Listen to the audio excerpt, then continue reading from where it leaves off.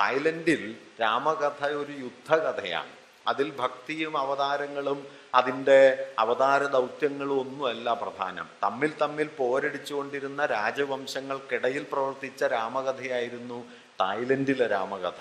അതുകൊണ്ട് പൊരുതി ജയിച്ചവരുടെ വീരസാഹസത്തിൻ്റെ കഥയായിട്ടാണ് രാമൻ്റെയോ സീതയുടെയോ കൂടിച്ചേരലിൻ്റെയോ പിരിയലിൻ്റെയോ ഒന്നും കഥയായിട്ടല്ല തായ്ലൻഡിൽ അത് നിന്നത്.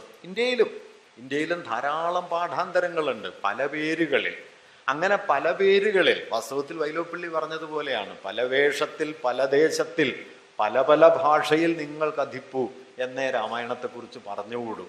അത് ഈ പല ദേശത്തിൽ നിന്ന് പല വേഷങ്ങളിൽ നിന്ന് പല പല ഭാഷകളിൽ നിന്ന് ഒരൊറ്റ ആദിമൂലത്തിലേക്കും ആദിപാഠത്തിലേക്കും കൊണ്ടുവന്ന് കെട്ടി ബാക്കിയെല്ലാം ഈ ഭിന്ന പാഠങ്ങളെല്ലാം ഈ ആദിപാഠത്തിൻ്റെ വ്യാഖ്യാനങ്ങളാണ്, പാഠഭേദങ്ങളാണ് എന്ന് തെറ്റിദ്ധരിപ്പിക്കുകയാണ് വാസ്തവത്തിൽ ഇന്ന് വൈജ്ഞാനികമായി നടന്നുകൊണ്ടിരിക്കുന്ന പ്രധാനപ്പെട്ട അട്ടിമറികളിലൊന്ന്.